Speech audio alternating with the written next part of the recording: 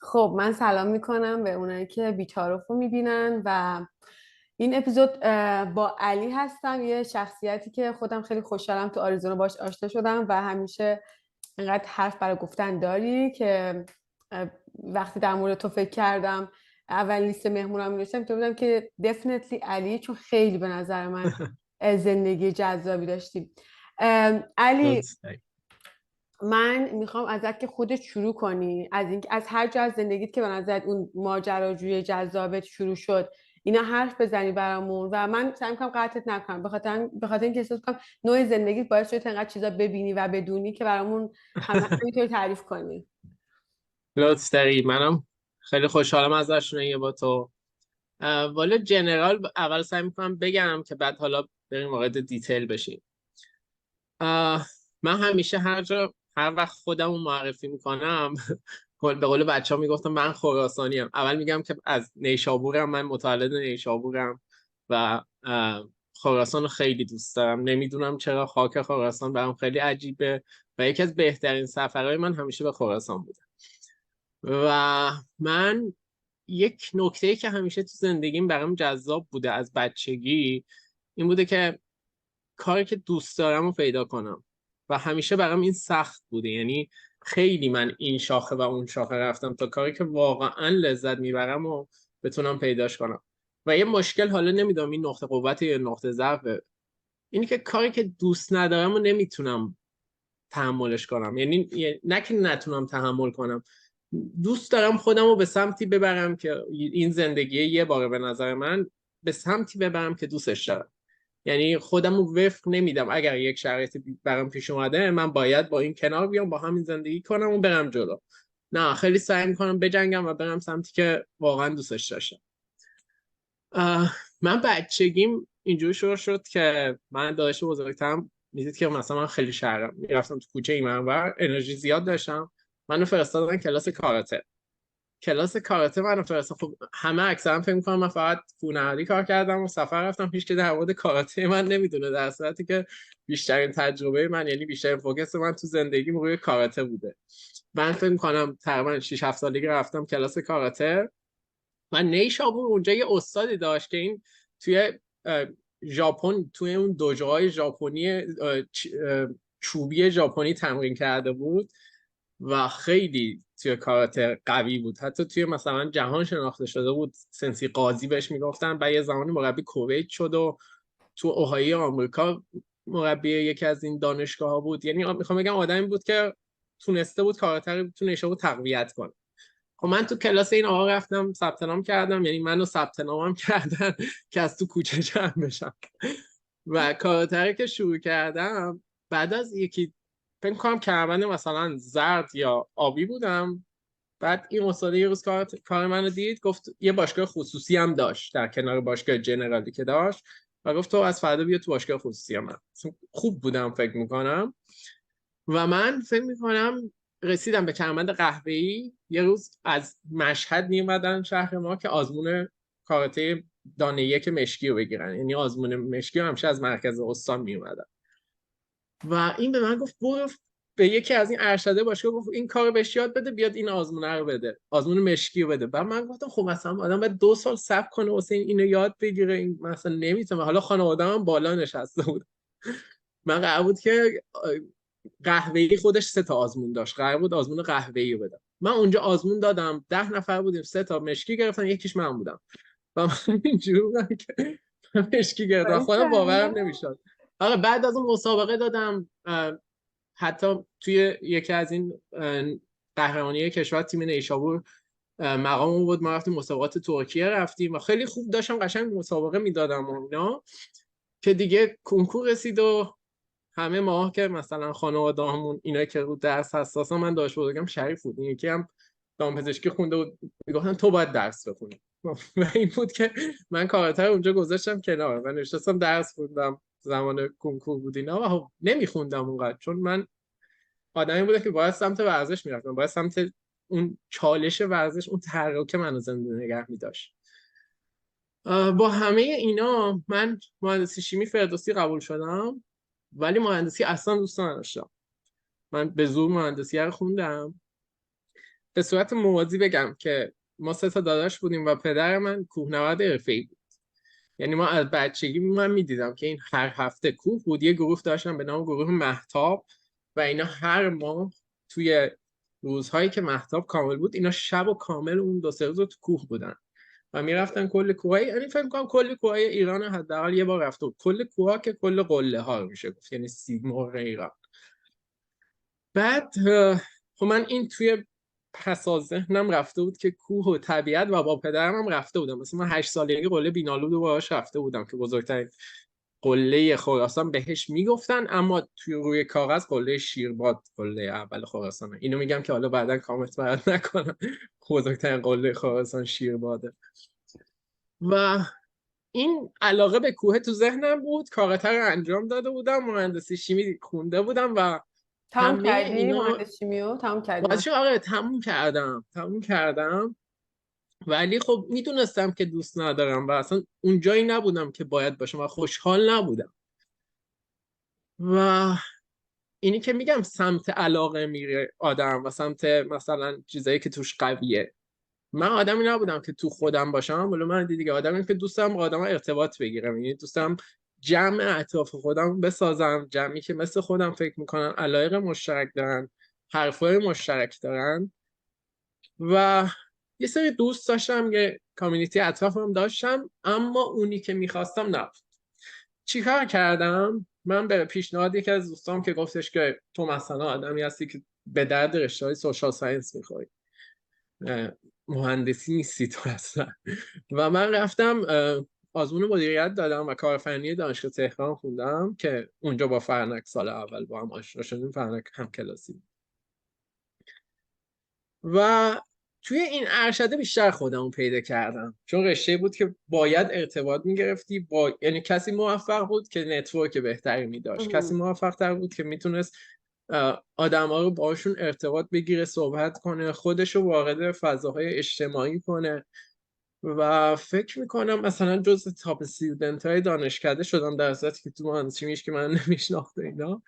و به صورت موازی کم کم اون کاری که دوست داشتم انجام دادم. اون کاری که تو ذهنم بود چی بود؟ طبیعت گردی. من توی دوران لیسانس مثلا چند تا تور به صورت مجزا رفته بودم، کویر، جنگل، کوه، اینا رو دیده بودم، ولی روتین زندگی من نشده بود این چیزا. حالا توی ارشد من یه جایی پیدا کردم، یعنی فرنک یه توری پیدا کرد که ما بریم توی ایران کنیونرینگ کنیم. کنیونرینگ که با استفاده از طناب از آبشارا میای پایین. یه تنگه داریم ما به نام تنگه رقص توی داراب شیراز که خیلی تنگه رویاییه. ما اورست؟ چند تا نه، تنگه رقص توی داراب شهرستان شیرازه.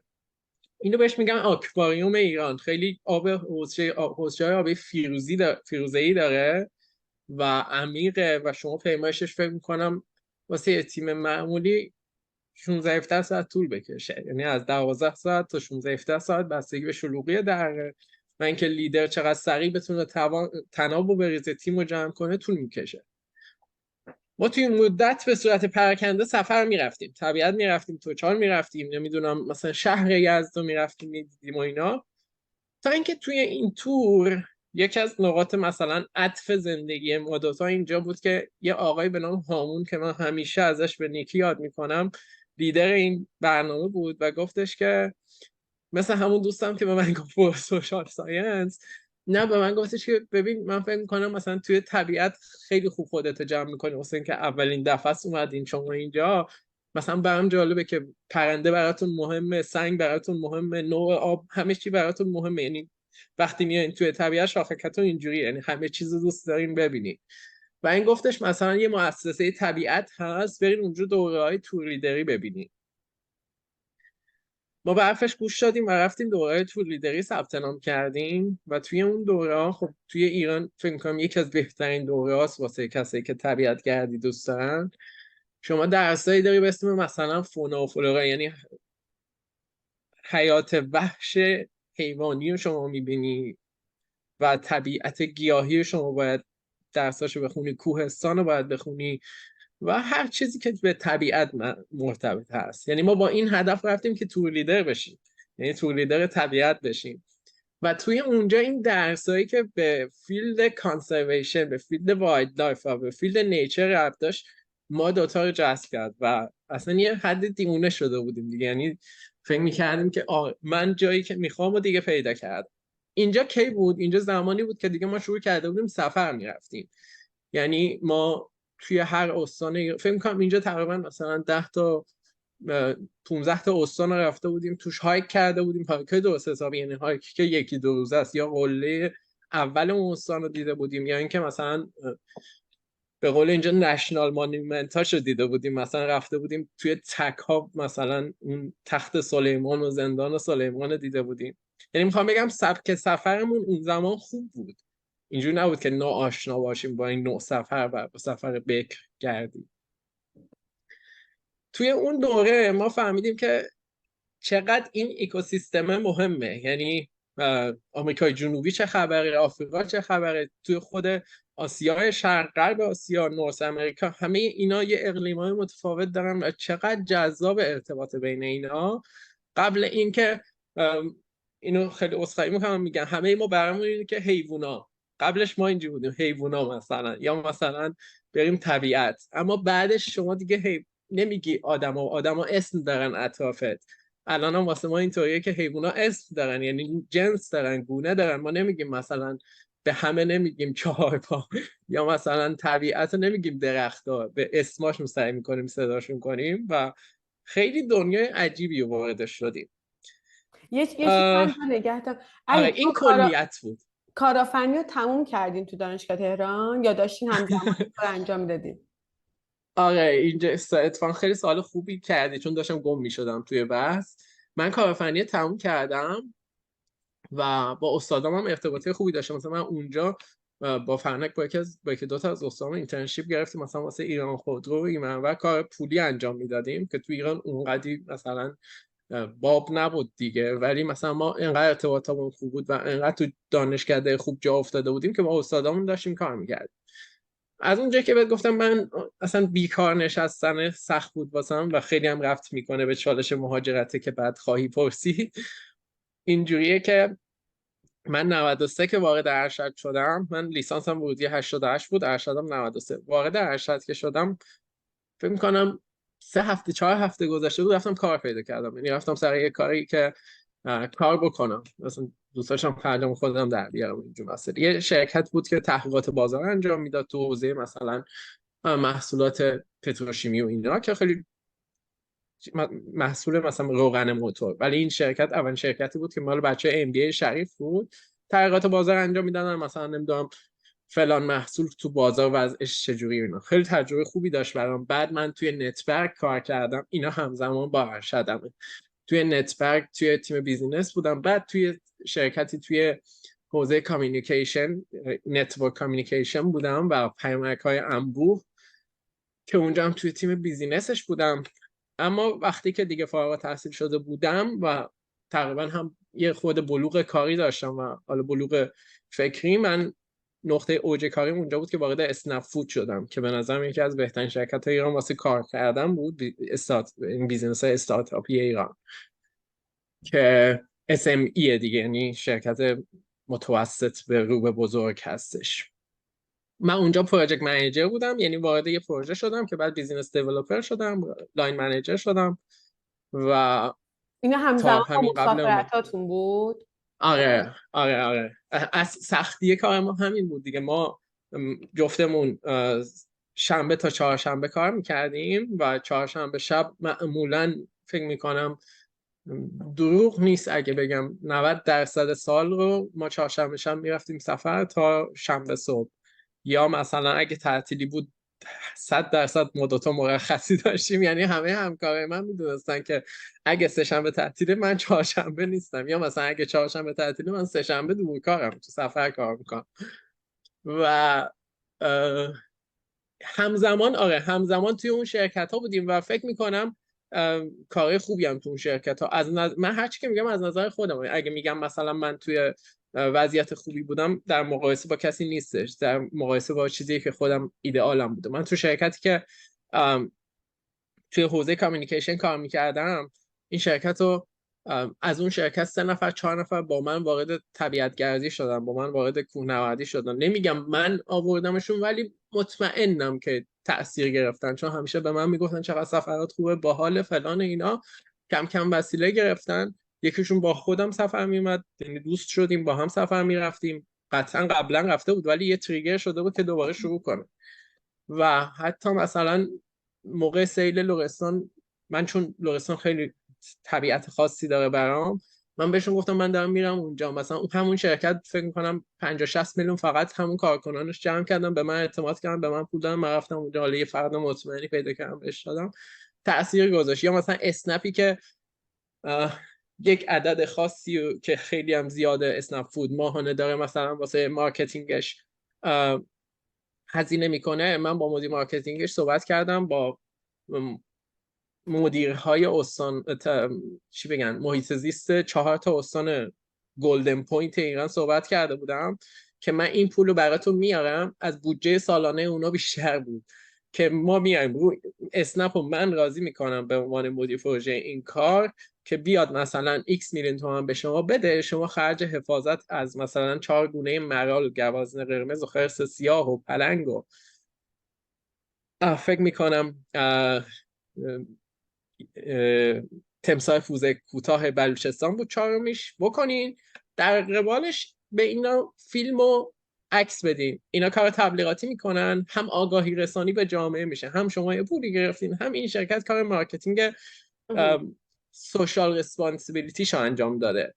که فکر کن مثلا انقدر جذابه اونجا که من کارم وارد این شد که برم از محیط زیست نامه بگم. محیط زیست به من نامه نداد، رفتیم حراست محیط زیست این ور اون ور، که آخرش گفتم من تسلیم، اصلا نمیخواین شما. مثلا همزمان با اون زمانی بود که محیط زیستی ها گرفته بودن و اینا، و خیلی بحث محیط زیستی جذاب نبود واسه آدمایی که تو این حوزه. ولی میخوام بگم مثلا یه شرکتی تونست تأثیر داشت توی اطرافیانم این کاره، به نظرم خیلی وایب مثبتی داشت که اونا راضی شده بودن این کارو بکنن. آره همزمان ما کار میکردیم، یعنی کار من حوزه استارتاپی و قطعا آشنایی، کارش سبک نیست اصلا، و ولی علاقه باعث شده بود که همزمان بتونیم کارمون رو بکنیم.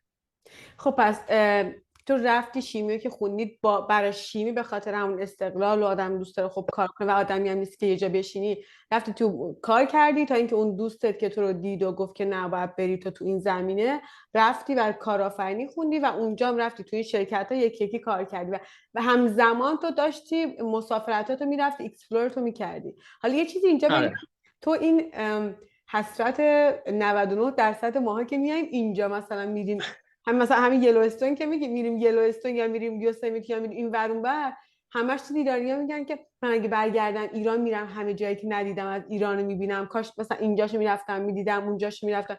این البته احساس کنم تو آمریکا کالچر رفتن به طبیعت ها فکر کنم خیلی بیشتر از ایرانه، تو ایران خیلی نیست. ولی حالا به خاطر اینکه داستانو گم نکنیم، تا اینکه تو رفتی دوره تور لیدری با اینجا داشتی تو اسنپ کار میکردی، رفتی دوره تور لیدری. اوکی. و توی شرکت قبلیه بودم ولی همزمان کار میکردم. اون دوره تور لیدری هم رفتم. ولی داستان اینجاست که ما تور لیدر نشدیم اصلا، یعنی ما کارت تور لیدری بین‌المللی گرفتیم ولی تور لیدر نشدیم.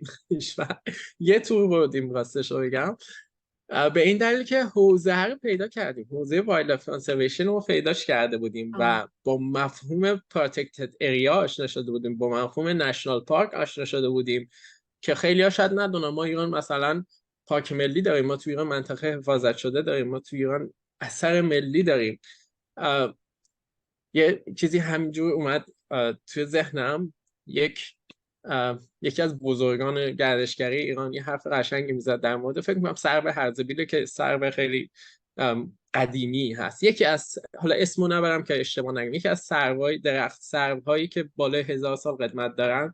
میگم مثلا من توریست اومده بود اینجا، توریست خارجی، و داشتم بهش میگفتم که این سرو در مورد اهمیت اون چیزایی که ما داریم، این سرو مثلا تونسته مثلا نسل های پادشاهی رو ببینه، این سر مثلا تونسته فلان گردشگر زنده که اومده بود اینجا اون به این نگاه کرده بود و خیلی جذاب. مثلا شما یک فرد معروف که مثلا 100 سال پیش یه جهانگرد بوده یا مثلا فکر میکنم اسم مارکوپولو بود، حالا یادم نیستش دقیق، که مارکوپولو میاد و این به این سر نگاه کرده و انقدر ما اثرات جذاب و جالبی داریم. حالا این حوزه وایلد لایف کانسرویشن که وارد شدیم، ما تو ایران محیطبان داریم و ما رفتیم کارت همیار محیطبان، مثل این همیار پلیسا بودن، ما همیار محیط زیست گرفتیم کارتشو، یه سری بعد حالا مثلا یه نفر معرفی، یه پروسه خیلی کوچیکی داشت که با اون کارت دیگه ما میتونستیم وارد محیط‌های ملی بشیم. یعنی میتونستیم وارد محیط‌هایی بشیم که محل هابیتات وایلد لایف هستش. اینجا دیگه تقریبا جایی بود که ما سبک سفرمون عوض شده بود. قبلش ما مثلا دره زیاد میرفتیم، همون کنیونینگ میکردیم، یا مثلا قله ها رو میرفتیم. یه سال ما تارگت گذاشتیم قله ها رو بریم، مثلا 7-8 تا قله اول ایران رفتیم، توی یه سال دماوند رو زدیم و دقیقا روز تولدم. و بعد اومدیم دوباره مثلا شهرگردی بومگردی رو شروع کردیم، مثلا بریم فلان روستا توی فلان استان، تون مثلا بافتش رو ببینیم، مردمش رو ببینیم. اما این وایلد لایف دیگه از اینجا به بعد شد مین، یعنی مسیر اصلی ما این بود، اونا دیگه تفریحمون بود. حالا حداقل فرنک باز بیشتر از من مثلا کامیونیتی ها خیلی بیشتر وایلد لایف رو دوست داره، ولی کامیونیتی ها هم دوست دارم، تو خودش باید بگه، چون رشته‌ش هم مرتبط هست با مردم محلی. ولی مثلا مسیر اصلی ما وایلد لایف شده بود و اینجوری که من یک محیطبانی بود، خیلی این داستانش قشنگه، توی اسمش اردلانه، یعنی همه باید اینو بشناسن.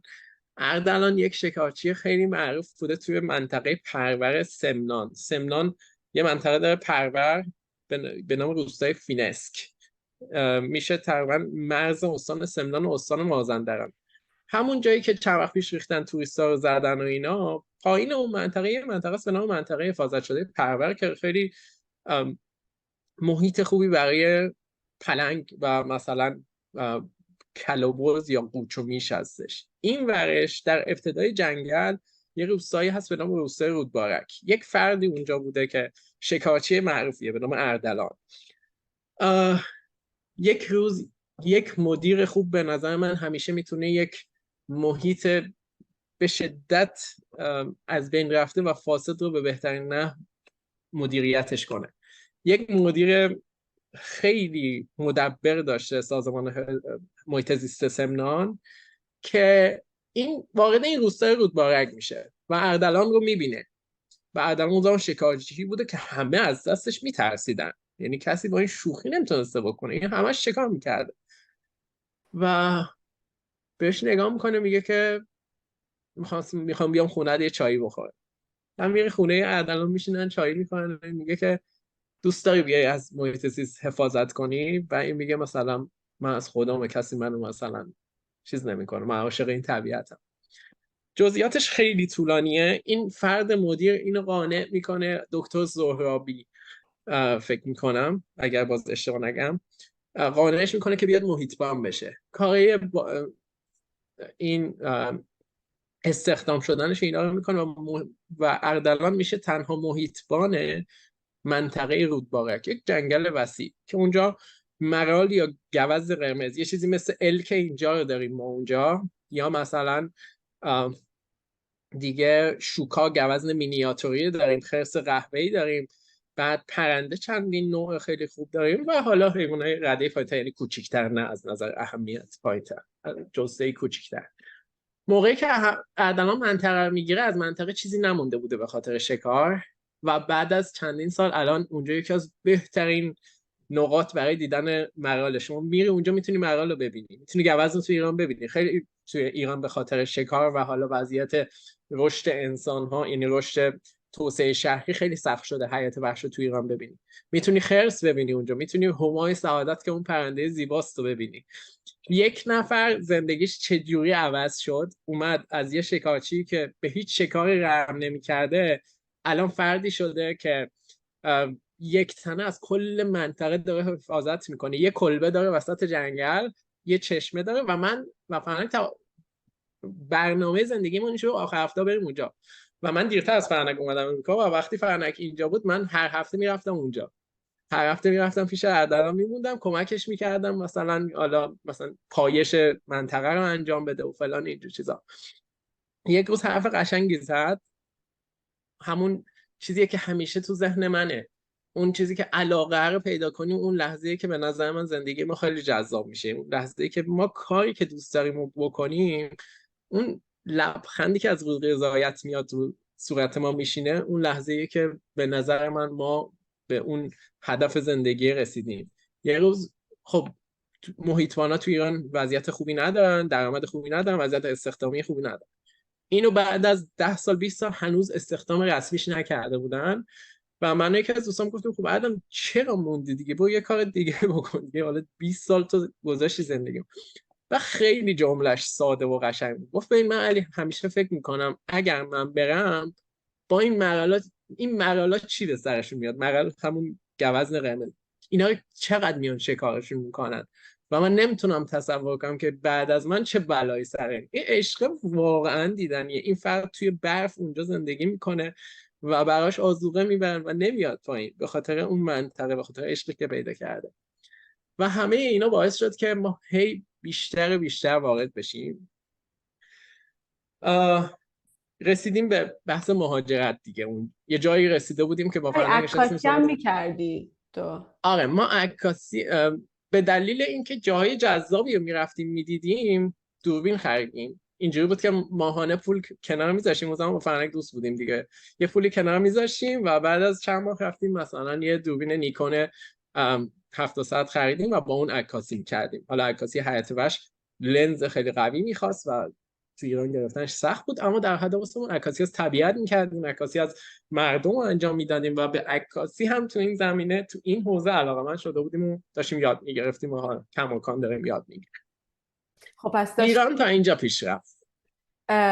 بعد شروع چی شد که اصلا شما که خب از ایران خیلی بیشتر از همه ما داشتی لذت بردید، چی شد آره ما یه سفر خب دوست داشتیم بریم ببینیم دیگه. یه سفر سریلانکا رفتیم و همینجا با کولای 10 روز گشتیم و برگشتیم و داشتیم فکر می‌کردیم خب مثلا ما که مثلا نریم اگر جنوب آمریکا، یعنی شیلی رو نمیتونیم ببینیم، مصر رو نمیتونیم ببینیم، مثلا آفریقا رو نمیتونیم بریم 3 ماه بشینیم و فقط وایلد لایفش رو نگاه کنیم، یا مثلا نمیتونیم بریم مثلا توی کوههای تبت قدم بزنیم، نمیتونیم بریم توی بیس کمپ اورست راه بریم. یه سری ایدئالات توی ذهنم بود که با وجود زندگی توی ایران هممون میدونیم خیلی سخت بهش میشد برسیم. و نشستیم با هم 2 تا 4 تا کردیم و فرنک گفتیم خب تو وضعیت درسی الان از من بهتره، زبانت بهتره، یعنی صحبت همه چیز ما تصمیممون 50-50 بوده همیشه.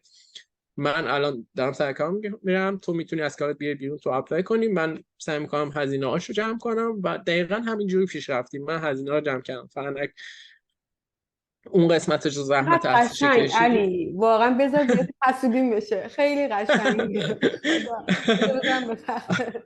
خب آره و این شد که ما اومدیم این ور دیگه. و جالب این که گفتی یه هفته قبل از اومدنم یکی از همکاران بهم پیام داد، اگه اینو ببینه سلام مونا، و گفتش که چیزه من هر کسی فکر میکردم از ایران بره جز تو یکی، یعنی هر چیزی که تو ذهن من ساختی خراب شد رفت. و من اصلا یه شوکی بهم وارد شد. یه لحظه خوشحال شدم که تونسته بودم نشون بدم من عاشق این خاکم، عاشق این مثلا طبیعتم، و یه لحظه ناراحت شده بودم که مثلا شاید دارم کار اشتباهی میکنم. اما پس از ذهنم ما هیچ وقت مرز تو ذهنمون نبود که بگیم مثلا چون اون خاک آریایی ما اونجا طبیعت ایران رو من فوق‌العاده بهش حس دارم، ولی ما زندگیمون رو خودمون باید بسازیم، نباید همون روزای اول زندگی من همینجوری شروع شد. بهت گفتم آدمی نبودم که وفق پیدا کنم با شرایطی که اجبار به زندگی شدم، من مجبور به زندگی درم شدم من. ولی مهاجرت برای ما فکر میکنم خوب شروع شد، چون فرنک تو حوزه وایلد تونست پیشتی بگیره و حالا باز خودش قطعا خواهد گفت. و منم 1-2 سال عجیب داشتم. شروع کنیم این قسمتش هم یا یه میخوای چیزی بپرسی؟ بگم، من خیلی هیجان داشتم برای اپیزود با تو، به خاطر اینکه کانسپت مهاجرت برای آدمی که عاشق طبیعته و مثلا اینطوری که داری میگی تو به این موجودات جدا جدا برات ارزش و اسم دارن، این خب موجودات یعنی این ور مرز ایرانم همون ارزش رو برای تو داره و برای من خیلی هیجان انگیز بود که در مورد مهاجرت با توی صحبت کنم که میای اینجا همون پرنده‌ای که همون خاکی که همون درختی که توی آمریکا میبینی همون قدر برای تو ارزشمنده که تو ایران داشتی میدیدی. خدا همین خیلی به نظرم تو دیدت به مهاجرت با دید مثلا من یا امثال من فرق میکنه. خب تو اومدی و تو هم F2 اومدی، یعنی ویزای همراه فرد. آره ما حتی مثلا یکی از سفرهای مورد علاقمون پاکستان بود. خیلی عجیبه.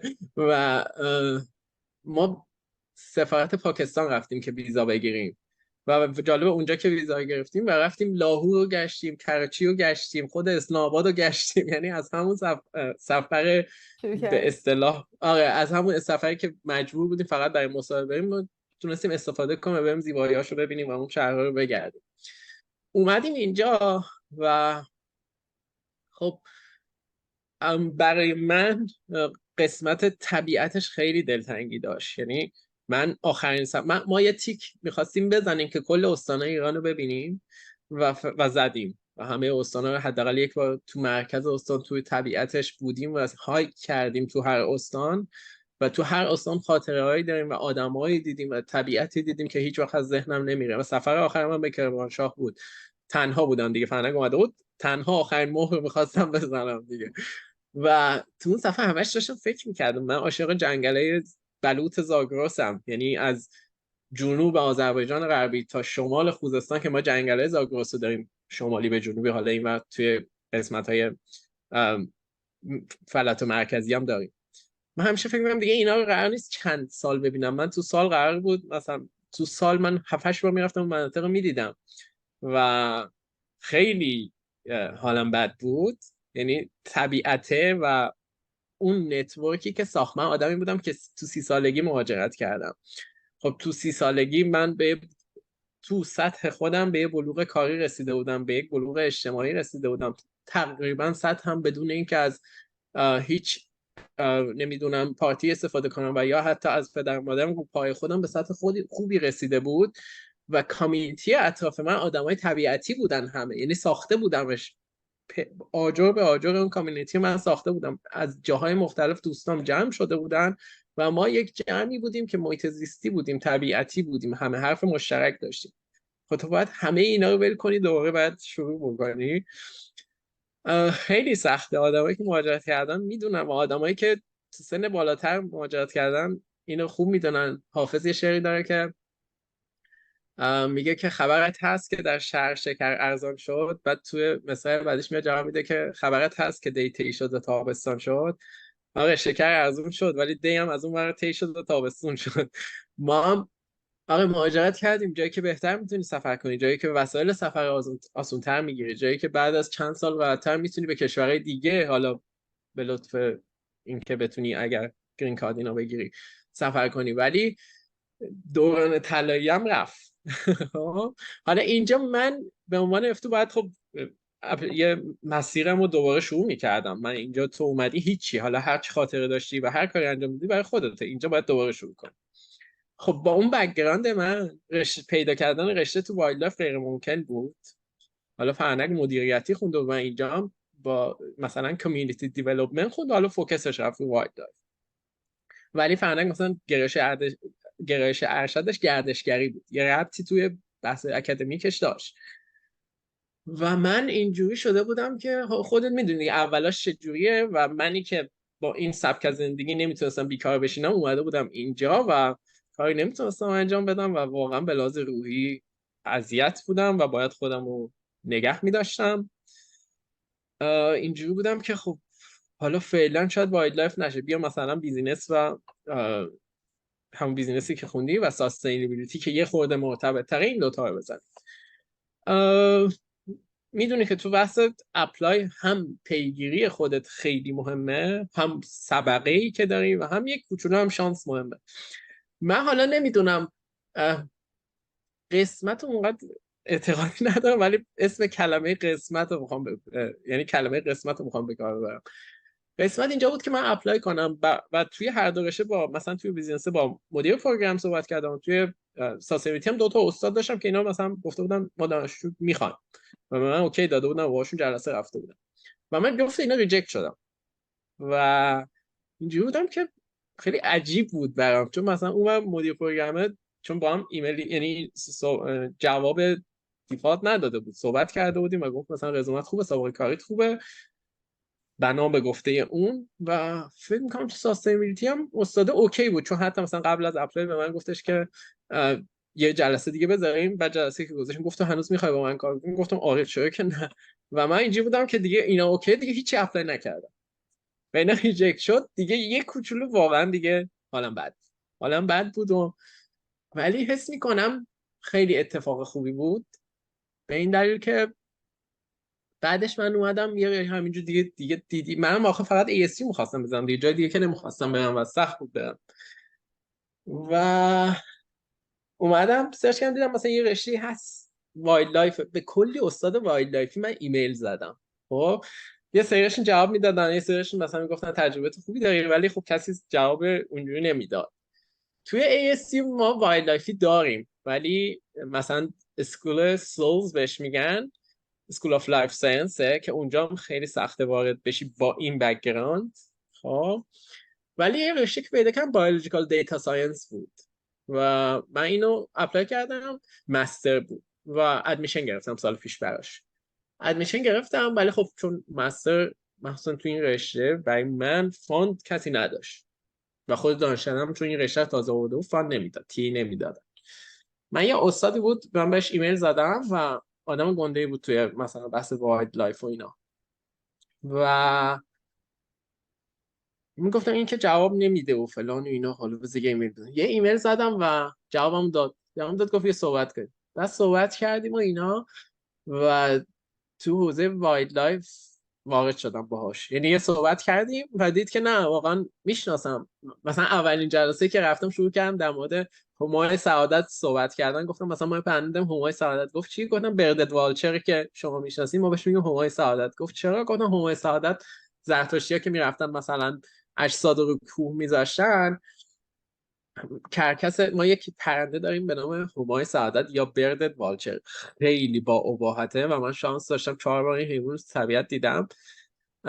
زیاد دیدم و 4 بار از نزدیک دیدم و این فقط استخون میخوره، یعنی استخون رو از بالا میندازه مغز استخون رو میخوره. خب این میرفته و از اجساد یه استخون میذاشته همه پرنده ها بیان گوشت رو بخورن و این آخر از همه استخونه رو برمی داشته. خب این واقعیت چیزی که مردم میدیدن وای چه پرنده جنرسی، این وامیسته که همه سیر بشن این آخر دیگه استخونش رو فقط برمی‌داره، در صورتی که اون هدف خودش رو دنبال می‌کرد و به این میگفتن همای سعادت، یعنی اگر سر یک جسد بیاد اون جسد روحش به سعادت میرسه. و این همای سعادت که تو شعرمون داریم واقعا یه پرنده واقعی هستش من که نمیدونستم حالا همای سعادت واقعا پرنده است. عکس اون توی فکر اگر اشتباه نکنم چون این مباحث اینقدر پیچیده است که یه سری میگن هست یه سری میگن نیست، فکر کنم توی تخت جمشید هم تو مجسمه ها هستش سر همای همای سعادت اگر سعادت. اشتباه نکنم. آره و حالا بعد عکسش رو فوق العاده زیباست و با ابهت این پرنده و من انقدر با شوق اینو داشتم تعریف میکردم و در مورد ردیر تو ایران صحبت میکردم و بعد گفتم یوز ایران رو میشناسی؟ خب من تو پروژه یوز یک قسمتش وارد شد، یعنی والنتیری وارد شد و تو ایران همین کوشکی که چند وقت پیش فوت کرد یا ایران، اینا رو من وارد اون فنسای نگهداریشون شدم و تو با فرنک و چند تا از دوستان میرفتیم با فرقون سنگای زیر پای اینا رو جمع میکردیم زیر پای همین کوشکی که بود. بعد بهش گفتم و بعد چند تا کارو بهش نشون دادم، آخه فهمید که واقعا دوست دارم این کارو و اینجا نقطه بود که من تونستم مثلا والنتیری با این وارد کار مثلا وایلد لایف بشم و دوستای وایلد لایفی پیدا کنم. حالا اوه. اینکه بعدا ایشالله بتونم مستر سال چیکار دیگه کردی؟ مسترش. من فعلا دیفر کردم واسه سال بعد چون الان دارم باش کار میکنم و خیلی اوکی هم با کارا. حالا ایشالله تا سال بعد بینم احتمالا همونو برم. ولی نقطه اینجا بود که تونستم وارد این کامیونیتی بشم و این منو به خیلی آدمای دیگه که تو اینجا کارهای جدی وایلد لایفی دارن میکنن معرفی کرد و دارم ریسرچ میکنم، دارم میرم توی جمعاشون شرکت میکنم، تو سفرهاشون شرکت میکنم و این آره جایی بود که حس کردیم که به قول فرنک وارد بشیم به سمت اون علاقمون بریم. هنوز نتونستم ولی فکر میکنم شروع خیلی خوبی بود، حداقل از اون جنگ روانی که اینجا داشتم منو نجات داد و امیدوارم که بتونم تو این رشته برم. یعنی پذیرش رو دارم بحث فاندینگ، اگه بتونم اوکی کنم یعنی بتونم ازش فاند بگیرم وارد همین رشته میشم. کدوم رشته الان چون تو همین پذیرشی که دارم. آره این تو همون دپارتمان هست. آره. اوکی. یعنی تو الان تو این جمعی میبینی چقدر فرق میکنه این آدمایی که اینجا میبینی با آدمایی که ایران؟ خیلی خیلی متفاوته. توی ایران ما به صورت سیستماتیک حفاظت از حیات وحش نداریم. خب اینجا به صورت سیستماتیک حفاظت از حیات وحش داریم.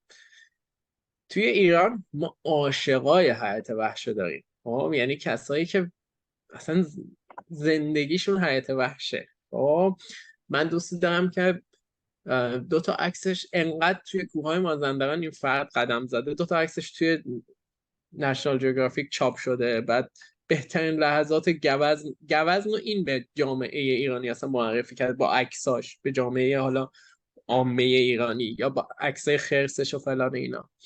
آدمی که همیشه تو کوهه، زندگیش و تمام درآمدش رو فکر میکنم خرج محیط مانا و حفاظت داره میکنه. خب اونجا شما یکی از ابزارهای اصلی حفاظت و کار انجام تحقیقاتی توی حوزه وایلدلایف ساینس ترپ کامراه، یعنی دوربینای حرکتی که شما میذاری با سنسور حرکتی اینا عکس میگیرن یا ویدیو میگیرن. اونجا باید مثلا یکی پیدا میکردی از آمریکا بفرسته پول جمع کن این و یه دونه دوربین تو فلان جا بزن. حالا اینجا مثلا میبینی یکی مثلا یه دانشجو مستر 100 تا دوربین داره مثلا دستش، 2 تاش هم میگه بیا تو تست کن ببین اگه خوشت میومد. اصلا برای من قابل هضم نبود چون ما تو اون حوزه اصلا تو امکاناتی نداریم. یا مثلا اینجا دارن مثلا بحث وایلد فایر یا آتش وحشی، خب اینجا رشته داره و کلی هم توش ریسرچ داره انجام میشه. ما هنوز تو اونجا آدمای محلی با دست با بیل و با جارو میرن و با برگ درخت میرن آتش خاموش میکنن. خیلی تفاوت امکاناتی و تفاوت سطح مثلا علمی کار رو داریم، اما آدمایی که با دل و جون این کار دوست دارن و آدمایی که دانش دارن ما کم نداریم. ما مثلا توی حوزه عنکبوت‌ها علیرضا زمانی داریم که خیلی آدم بزرگیه. توی حوزه پروانه‌ها علیرضا نادری داریم که توی آمازون پروانه به اسم این ثبت شده، یعنی جنس و گونه این پروانه به نام ایشون ثبت شده. خب یا مثلا آدمای قدیمی مثل اسکندر فیروز، هوشنگ زی، آدم خیلی داریم. فقط داستان ما همیشه به اون مشکل اصلی که هممون میدونیم کجاست و چیه برمیگرده و امکاناتش. اما من اگر بخوام بگم تو کدوم روش بیشتر دوست دارم کار کنم، اونجا حسش خیلی بیشتره. به این دلیل که توی ایران، به این دلیل که شما سخته با حیات وحش کار کنی، اینقدر از انسان رونده شده، خیلی سخته کار. اینجا خیلی در دسترسه. خب و شما وقتی که در دسترسه اونقدر لذت نمیبری کار باش. درسته لذت داره برای ما همچنان دیدن مثلا ما یه خرگوش جلو خونم میبینیم دوربین میاریم مثلا میگیم این اسمش چیه فلان و اینا، ولی باز اونجا چون با سختی میتونستی مثلا باید 3 روز میموندی که یه توله خرس یه خرس با 3 تا توله رو ببینی، برامون خیلی جذاب بودش این قضیه. یه داستانی باید بگم، ما خرس ندیده بودیم و یه برنامه چیدیم با یکی همراه کردیم که بریم توی یکی از مناطق حساس مازندران که خرس ببینیم و بتونیم عکاسی کنیم. رفتیم 7-8 ساعت پیاده روی یه جایی رسیدیم، چادر زدیم و بعد 3 روز اونجا میموندیم. یعنی 3 روز وقت داشتیم، نه که 3 روز بعد میموندیم که بتونیم این خرس رو ببینیم و برگردیم. ما 3 روز موندیم و ندیدیم و یه جای بکر که هیچی نبود اصلا اونجا. روز آخر دیگه دمدمای غروب بود. حیات وحش رو صبح زود و دم غروب بیشترین شانس داره ببینی، چون توی ظهر معمولا استراحت میکنن یا استتار میکنن، اما بیشترین شکار و بیشترین شکار تو اون تایم انجام میدن. برای آب خوردن هم معمولا صبح یا غروب میان. دیگه غروب آخر بود و ما بعد دیگه شب وسایل جمع کردیم و فرداش برمیگشت. ما 4 نفر بودیم. بعد گفتیم که بچه به نظرتون میبینیم؟ بعد گفتم که 3 نفر گفتن نمیبینیم، 1 نفر گفت میبینیم، یادم نمیاد کدومی که گفت میبینیم. بعد دیگه نشستیم و ندیدیم، گفتیم برگردیم بریم سمت چادر. یهو دیدیم یه صدای سنگ اومد از صخره کناریمون.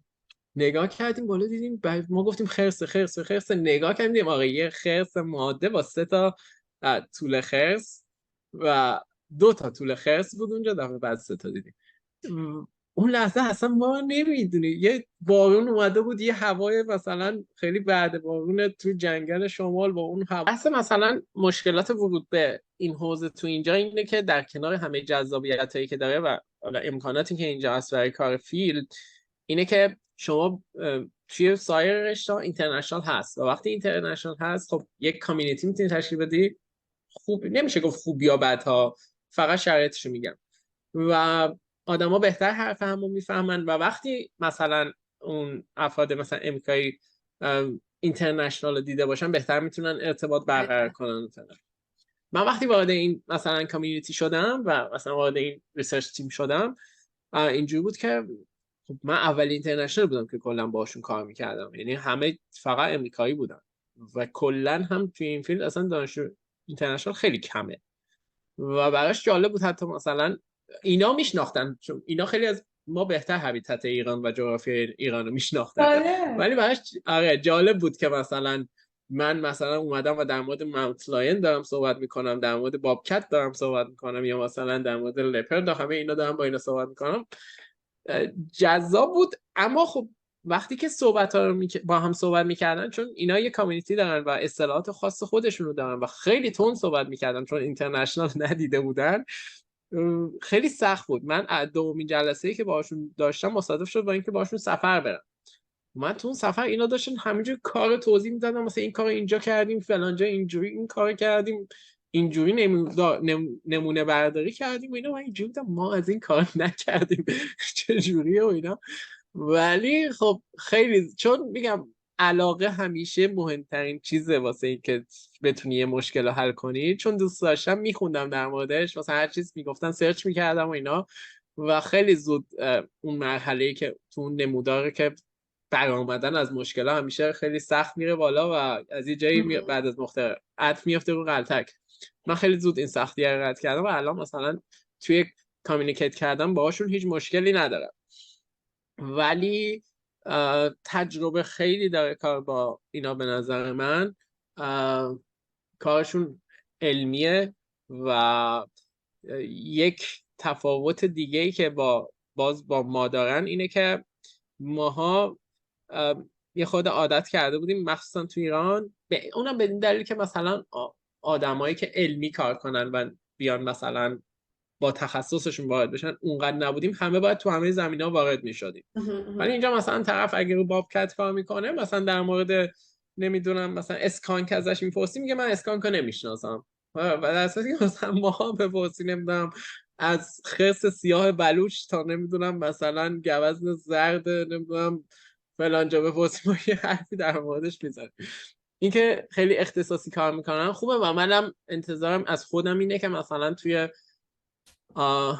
5 سال آینده بتونم مثلا اون مسیری که حس میکنم روی وایلد لایف مورد علاقه من، وایلد لایف مورد علاقم وایلد کت هستش، یعنی فیلد وایلد کت، مثل اینجا همون ماونت لاین و بابکت و اوسلوت و جگوار اینا میشه. این گربه های وحشی رو خیلی دوست دارم که بتونم روی اینا کار کنم.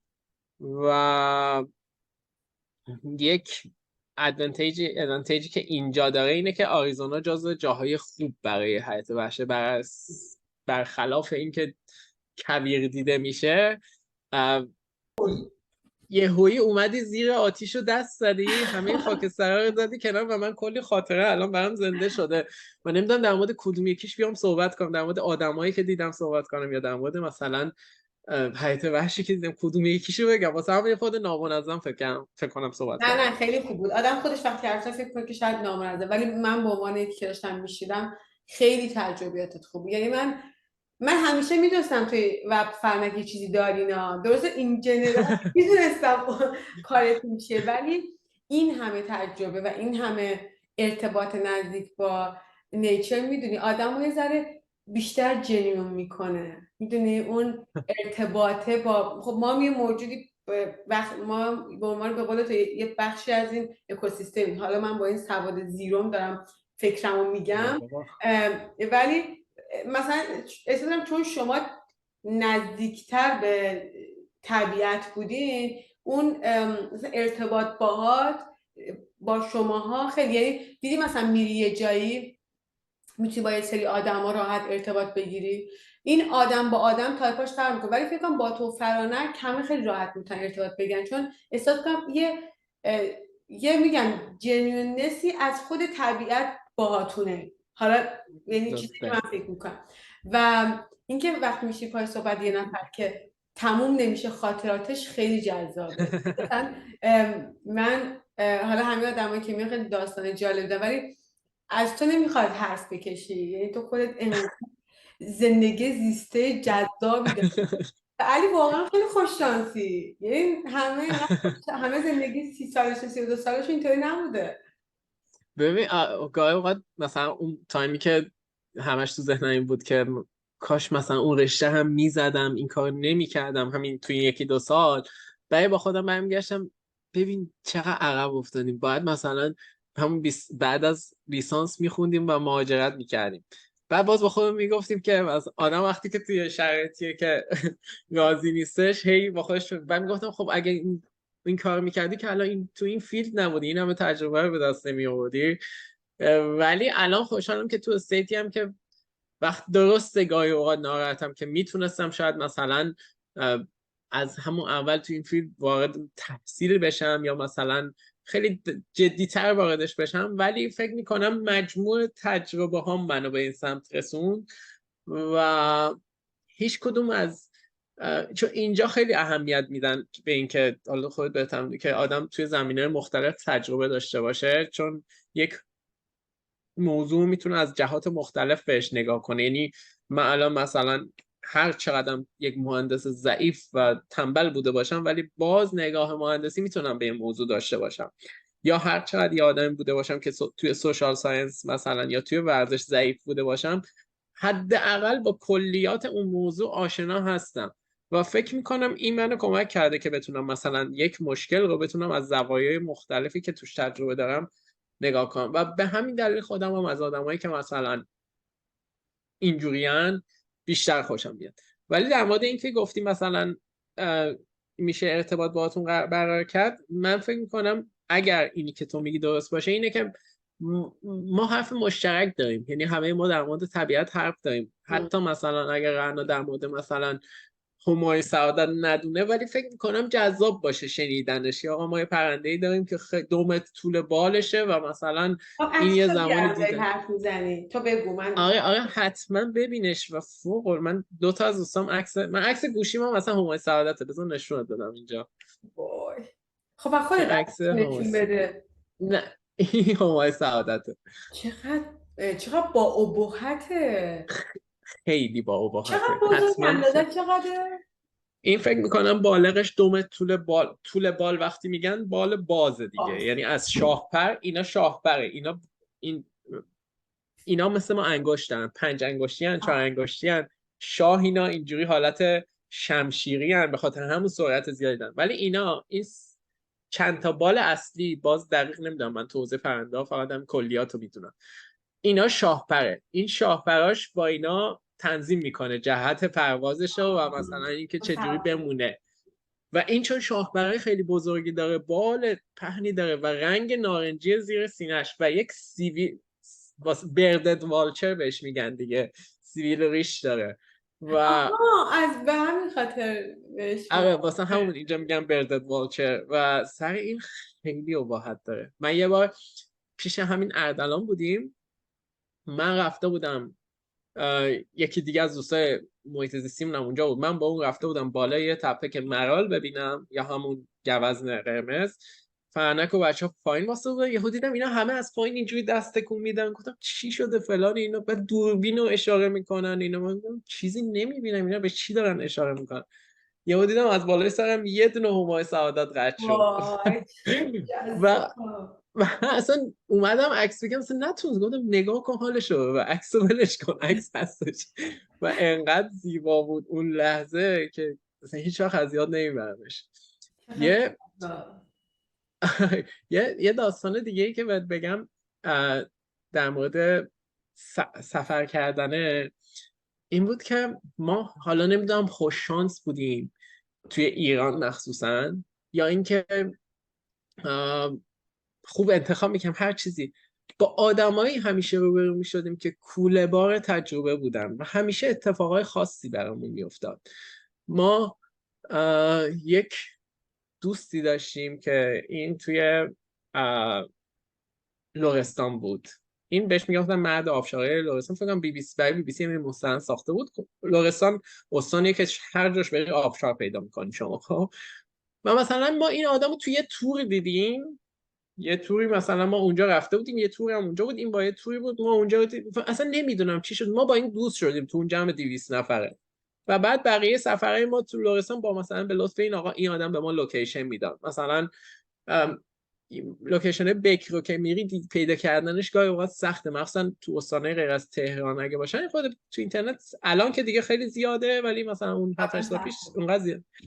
مثلا این مثلا به ما لوکیشن و تو هر استان همیشه اینجور آدما پیدا میشد و ما یاد گرفتیم این قضیه رو که یه داد و ستده. خب یعنی تو این سفره اگه کسی داره به من لطف میکنه من اینو نگه نمیدارم. من یه جای دیگه مثلا همیشه سعی میکردیم اگر میریم مثلا ما توی نقاط مرزی خیلی میرفتیم، روستاهای مرزی، مثلا یه شب خونه یکی میموندیم قطعا سعی میکردیم یه نفعی به اون برسونیم. خب ماها هیچ وقت عشق هیچ هایک نبودیم که مثلا چیز بدی نیست. خب که هیچ هایک اینه که با این با میسن اساس جاده سوار ماشینا میشن و رایگان مثلا تا مقصد میرن، چون اون سفر اشتراکی میشه، اون داره میره اینا میره. ولی من اونجوری دوست نداشتم. من همیشه دوست داشتم مثلا از سفر رفتن من حالا مادی یا مثلا بحث اطلاعات هر جوری یک نفعی به اونا برسه. یا مثلا اگه یه اقامتگاهی توی یک روستایی میرفتیم ما هیچ وقت سعی نمیکردیم ازش تخفیف بگیریم. خب چون این گردشگری ما تو اونقدر گردشگر خارجی نداریم که این گردشگری با ماهاست که داره میچرخه. خب یا مثلا اگر نمیتونستیم مثلا بر اساس متناسب با وسع مالیمون نفع مالی بهش برسونیم سعی میکردیم تو مارکتینگ کارش کمکش بکنیم، براش پست بذاریم یا مثلا نمیدونم به دوستامون معرفیش بکنیم. و این یکی از بهترین چیزایی بود که تو سفر من یاد گرفتم، این داد و ستد کردنه بود. یعنی خیلی بهمون یاد داد که چجوری با آدما ارتباط برقرار کنیم. ما یکی مثلا توی گناه کرد در بلخ آهنگری به ششتر زدن گردن مسکری همیشه، حالا این از اپتیمیستیک بهش نگاه کنیم بعد مثبت، ما اگه یه جایی کاری میکردیم یه جای دیگه مثلا خوبیه از یکی میدیدیم همیشه، یعنی یه کسی راهنمایی میکرد. و خوشبختانه توی این 31 استانی که رفتیم و مثلا فکر میکنم خیلی هر سال حداقل ما 40 تا سفر 48 آخر هفته داریم، ما حداقل 40 تا سفر میرفتیم. ما توی این تعداد سفر ما خوشبختانه هیچ وقت مشکلی برامون پیش نیومد. یعنی حداقل تا الان بزنم به تخت هیچ وقت اتفاقی پیش نیومد، با توجه به اینکه بچه‌هایی که سفر میرن خیلی براشون این قضیه پیش میاد. و یه چیز دیگه که یاد گرفتیم اینه که شما سفر خیلی الان که هم خوبه که ما خیلی آدم سفر رو داریم، مثلا تو اینستاگرام که بلاگرای اینستاگرام داریم، همین که توی مثلا بحث دنیای اینترنت خیلی در مورد این طبیعت اینا موضوع هستش. ولی یه چیزی که من خیلی برام مهم بود این بود که آدما هر کدوم داستان خودشون رو داشتن. یعنی شما توی یه جایی میری آدمایی هستن که شاید ماها اگه میگیم یک فرد علمی نیستن ولی علم محلی دارن. من دارم در مورد جای بک صحبت می‌کنم و ما باید بدونیم کجا میریم. من همیشه سعی می‌کردم اگر یه سفر به نقطه ایکس یا ایگرگ میرم در موردش بخونم. یعنی اینو هی دیولوب میکردم خودم. اولش مثلا با تور میرفتم، بعد با دوستان میرفتم، بعد خودم میرفتم، بعد در مورد جایی که میرفتم میخوندم. مثلا من یادم سیستان بلوچستان میخواستیم بریم، من یک سفرنامه در مورد سیستان بلوچستان خوندم. یا مثلا در مورد قسمت لور نشین میرفتم میخوندم اون لور کوچیک با لور بزرگ چه فرقی داره، نمیدونم مثلا قومای لور چه فرقی دارن، نمیدونم توی اون قسمت زاگرس سفر ایل قشقایی از کجا به کجاست، ایل بختیاری ییلا قشلاقش کجا به کجا. شاید از خارج از دایره من برای یک فرد دیگه خیلی خنده‌دار باشه این کارا، ولی کسی که تو این فیلد میاد، سفر میشه هم تفریح باشه هم میتونه یادگیری باشه. اگه تفریح باشه خب مشخصه من تفریحم میکنم، ولی اگه میخواد یادگیری باشه ما باید مثل هر کار دیگه‌ای که میکنیم در موردش مطالعه بکنیم. یعنی ابزار درست داشته باشیم، دانششو داشته باشیم و این کمک میکنه که ما هی خطر و هی حادثه رو برای خودمون کاهش بدیم. من یادم یه تیمی جمع کرده بودیم، 10 نفر بودیم، همون قله‌ای که بهت گفتم. من خودم یه لیدر آماتور بودم، تور نبوده، دوستان بودن و افرادی هم که اومدن همشون کوه اولی بودن، همه نه اکثرا آدم بودن که زیاد کوه نرفته بودن.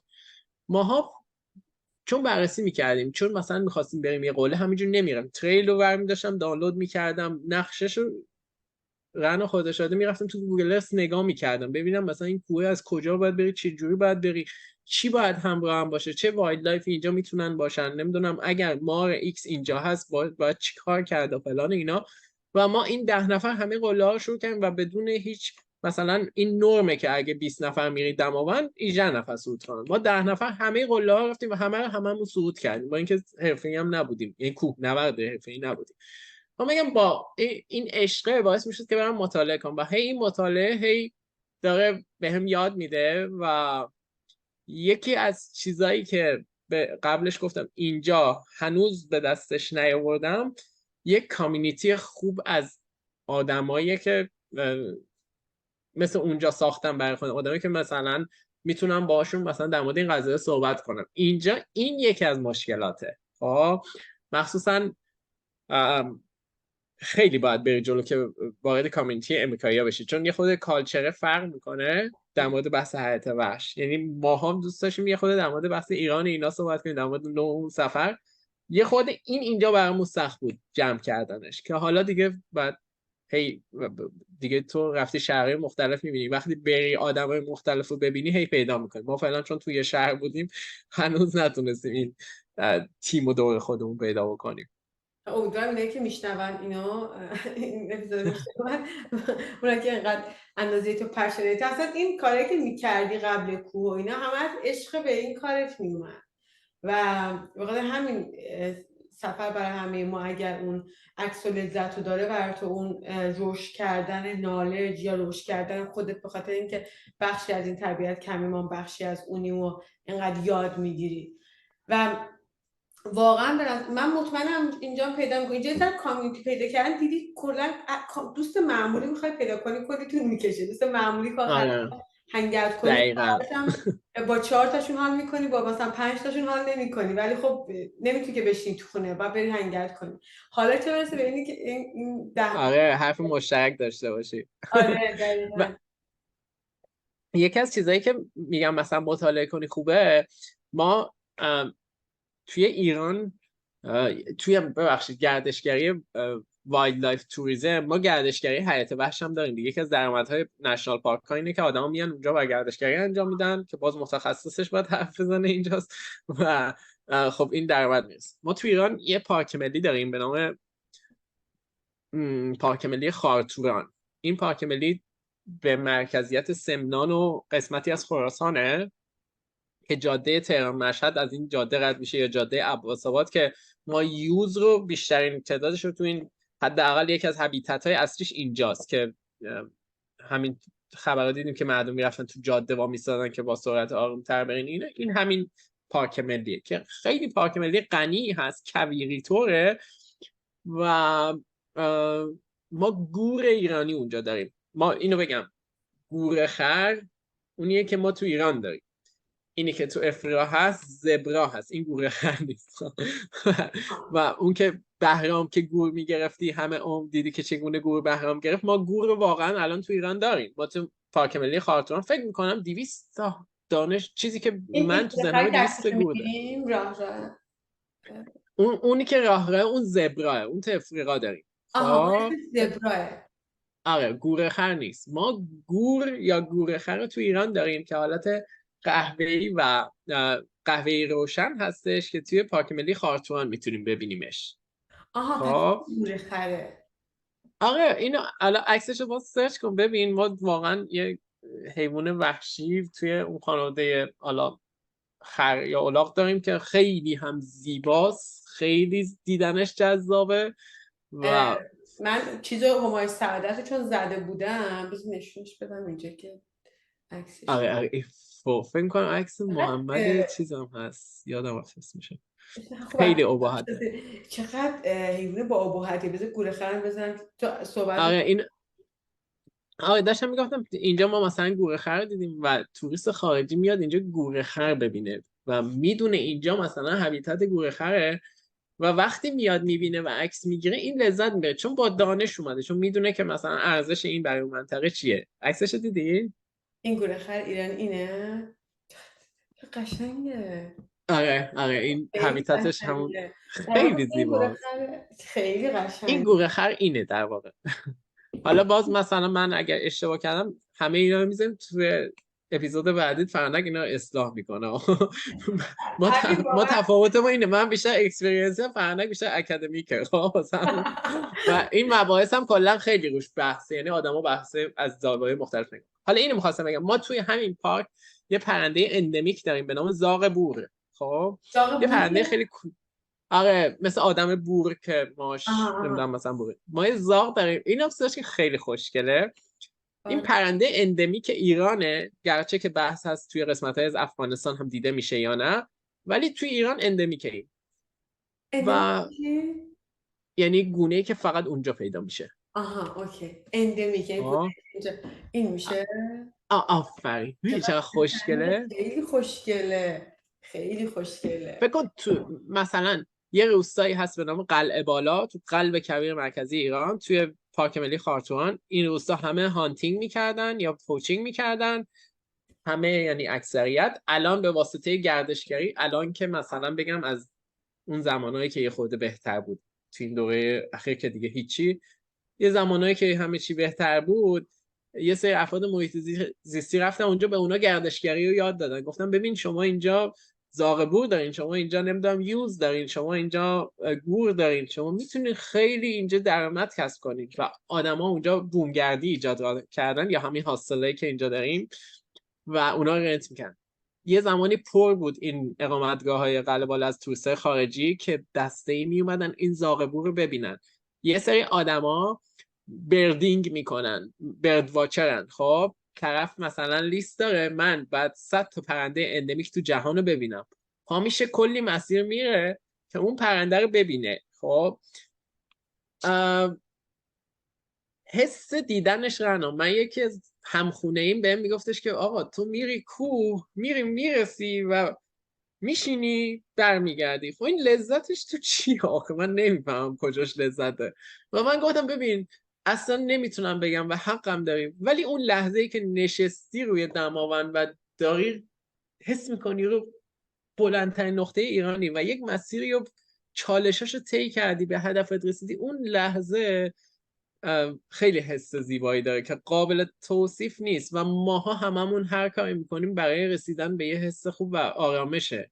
یعنی هر تلاشی که توی زندگی میکنیم قایت نهاییش به نظر من اون حس خوب است. یه زندگی خوب و زندگی خوب دلیلش به اون آرامش رسیدن و ما با این کار به اون آرامش میرسیم. و افرادی که برد واشینگ میکنن یا بردینگ میکنن توی اون لحظه ای که میرن اون پرنده رو میبینن یا مثلا اون گونه خاص رو میبینن به اون آرامشی میرسن و انقدر لذت داره و انقدر لذت داره اون لحظه، چون میدونن چه ارزشی رو توی یک منطقه خاص اومدن دیدن.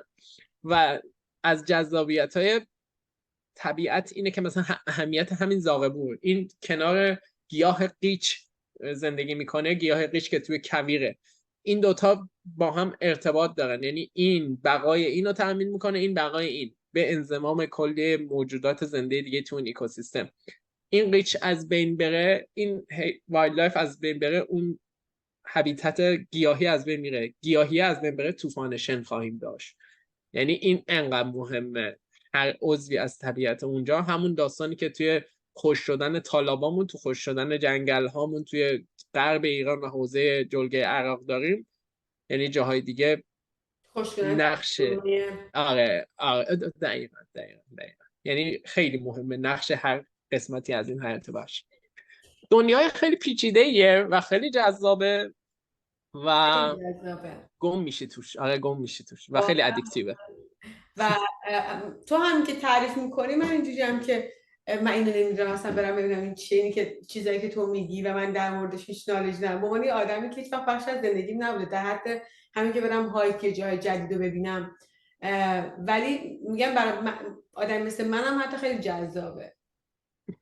از یه جایی چیز میشیم، مثلا ما دیگه یه جایی تو جاده راه میرفتیم میگفتیم این سایزش عقابه، این مثلا نحوه بال زدنش نمیدونم شاهینه، این از اینجا هم الان دیگه تقریبا داریم میشناسیم. مثلا اینجا یه خود بزرگتر مثلا میتونن توی والچرا باشن.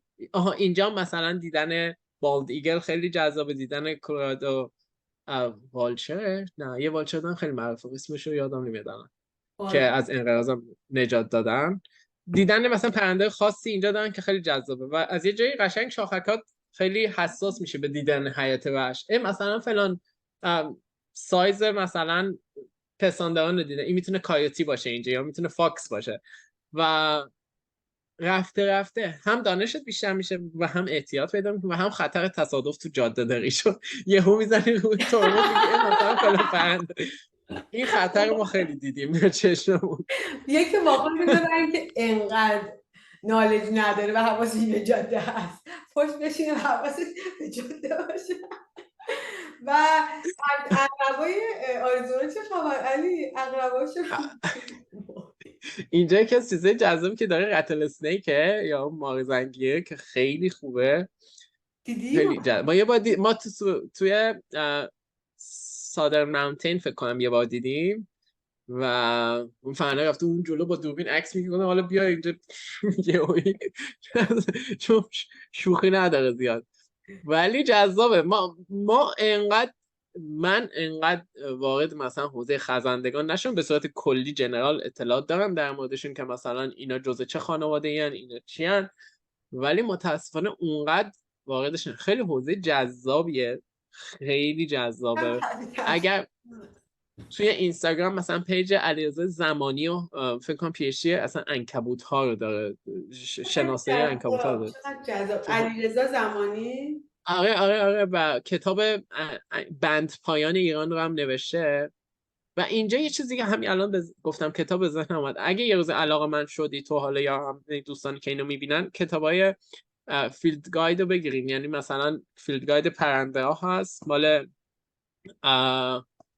چی میگن رد پای حمایت هست، علیرضا زمانی. علیرضا زمانی ایشونن درسته؟ آره این مال بند پایانه، علیرضا نادری مال پروانه هاست. علیرضا نادری هم که اسم به اسمشون پروانه. آره اون به اسمش پروانه داریم ما. حتی اون بذار اونایی که داریم اپیزود پرویز بختیاری داریم برای پرنده ها داریم، بعد کتاب هوشنگ ضیایی فکر میکنم برای پستانداران داریم. کتاب خیلی داریم ولی گفتم که شاید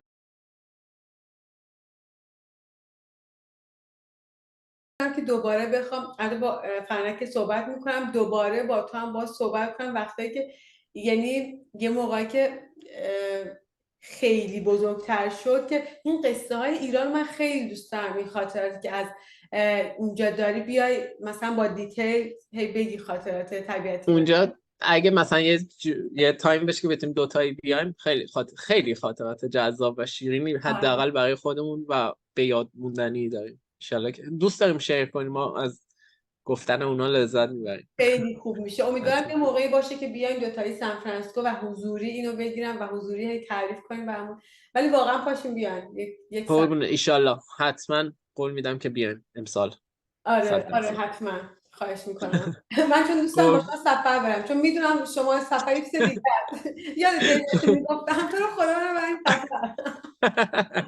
آره چرا که نه، میایم 100% احتمال، یعنی فکر میکنم تو چند ماه آینده نشه، ولی 100% آره اونجای برنامه باید بیا ببینیمش. آره حتما. خیلی به فرانک سلام برسون و خیلی قربون لذت سلامتی تو میرسونم. خیلی لذت قربون، مرسی از تو، خیلی لطف کردی. قربونت قربون برم. فدات شم. فعلا خداحافظ. خواهش میکنم. خداحافظ. خدا